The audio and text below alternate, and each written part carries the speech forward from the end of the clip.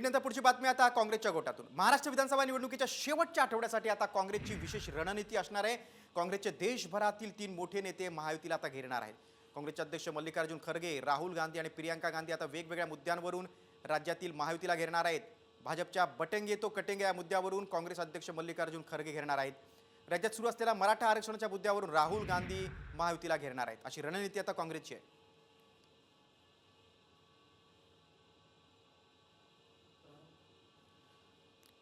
आपण थेट जाऊया, आमचे प्रतिनिधी दिल्लीमधले प्रमोद जगताप आपल्यासोबत आहेत। प्रमोद, आता महायुतीला घेरण्याची काँग्रेसची रणनीती आहे। विधानसभेच्या प्रचारात काँग्रेसचे 3 दिग्गज नेते उतरणार आहेत, अधिक काय माहिती?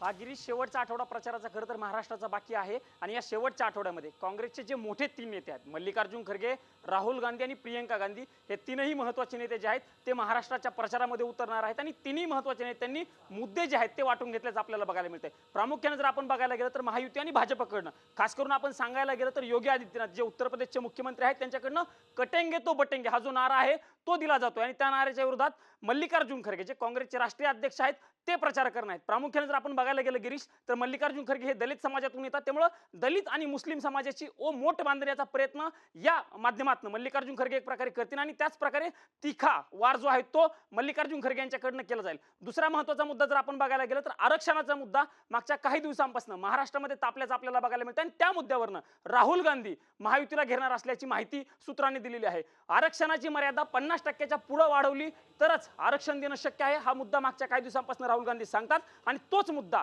खोल पद्धतीने मांडण्याचा प्रयत्न राहुल गांधी करणार आहेत। तिसरा महत्त्वाचा मुद्दा जर बघायला गेला तर लाडकी बहीण योजना महायुती सरकारने दिलेली आहे, ती योजना खूप पॉप्युलर आहे असा प्रचार महायुतीकडनं केला जातो, त्यामुळे त्या योजनेला एक प्रकारे आव्हान देण्यासाठी, त्या योजनेला थांबवण्यासाठी प्रियंका गांधी या मैदानात उतरणार आहेत आणि त्यांच्याकडनं जी महाविकास आघाडी सरकारनं 3000 रुपयांची योजना लागू केलेली आहे किंवा ती योजना आम्ही देऊ। नक्कीच प्रमोद, आता निवडणुकीच्या शेवटच्या टप्प्यातल्या प्रचारामध्ये आता काँग्रेसची जी रणनीती आहे ती कितपत आता अगदी यशस्वी होणार ते बघणं देखील तितकंच महत्त्वाचं आहे। तुम्ही सविस्तर माहिती दिलीत त्याबद्दल धन्यवाद।